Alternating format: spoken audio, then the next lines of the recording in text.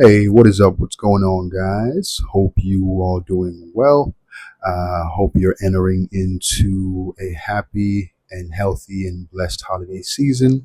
Wanted to make a video today talking about a topic that I was thinking about a few days ago. And one of the things that I want to do with these videos is I want to begin to share more of them as I have these ideas, right? I think oftentimes we journal down stuff and we put stuff in a little notepad and we never really get around to getting it out on some media like audio, like video, and so on. So just want to get more active in terms of recording these videos and getting them out there.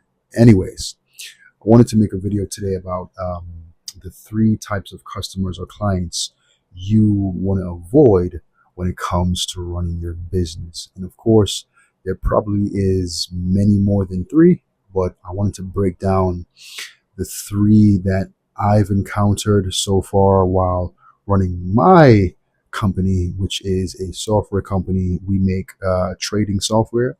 So we build and lease futures trading algorithms for our clients and for our customers. And so it's what they call a SaaS business model, software as a service. So our customers pay us a yearly subscription fee to get access to and to use our software.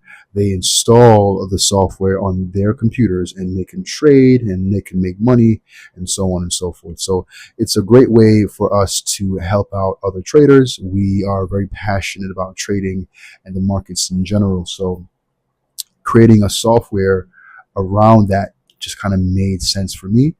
But yeah, man, I want to get into the three types of customers or clients that you should be mindful of and that you should aim to avoid at all costs in your business, right? So type number one. Type number one is really the penny pincher. It's the client or the customer who doesn't really have the money to afford your product or afford your service right now, but they may or may not be able to scrounge up some change and to sign up for a month or sign up for a portion of the subscription. And what I've found with the penny pincher is that almost always they are not a high quality client. They did not have the money or the capital to afford the full value of your product. And so they usually are trying to get a deal and they're trying to get you to work with them. And it becomes a headache in wrangling and trying to close a client or a customer like this.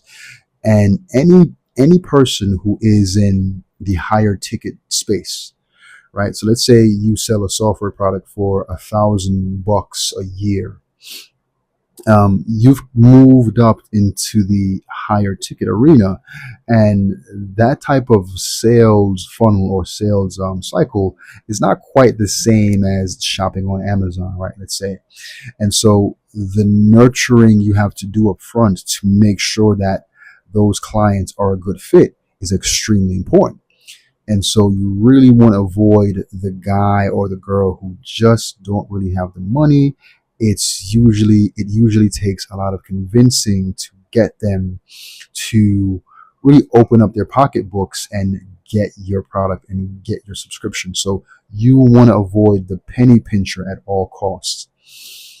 The type of client you want to avoid, number two, is the unideal user, right? As I mentioned earlier, for us, we make custom trading software. And so we are looking for clients who are a little on the tech savvy side.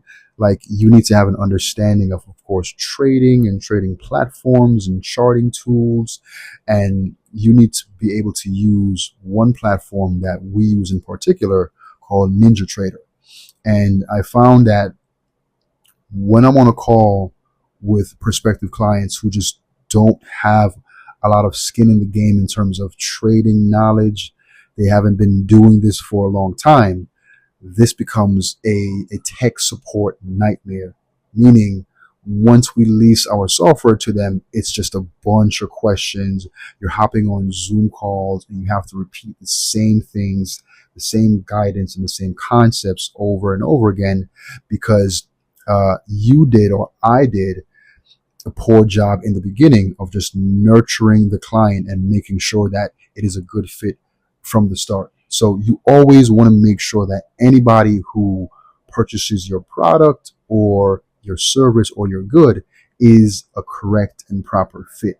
Don't just go after the close, don't just go after the sale, and don't just go after money. If you are genuinely trying to help people through your entrepreneurship journey, you really want folks who are a good fit. So take the extra time to nurture and to make sure that you guys are aligned, because again, the last thing you want is the kind of person who is not really clear on what your product is. They don't really understand it. It's hard for them to use, and it becomes, again, a tech or just a customer service support nightmare. So avoid the unideal user. The last and final client you want to avoid in business is the one with unrealistic expectations. Now, what do I mean by unrealistic expectations? I'm talking about the client who, for whatever reason, has a totally unique idea or goal in their minds about what your product or service does and the value that it can offer for them. So they might want to see results in 2 days, and your product or service might be one that tends to produce results after 30 days or 60 days and so on and so forth. You see what I'm getting at here? It's that you want to avoid the type of client who just has unrealistic expectations out the gate, because almost in all cases, your product or your good or your service will fall short of those expectations. And again, it becomes a nightmare of constantly having to massage them and to communicate with them in order to get them to stick it through and to continue to give it more time, right? So if you're in certain industries, right? I'm in software, I'm in tech. A lot of software takes time for you to see the value in. It might take you a few weeks, right? But if you meet a client or if you're trying to onboard a client who just, they expect results today. And if this tool or this app or this software is not working today, they are just ready to jump ship and try something new. These are the kinds of clients. In fact, all three of these types that I've laid out here are the types of clients who more than likely will contribute to high churn. So they'll sign up for a few weeks, a month, and then churn out.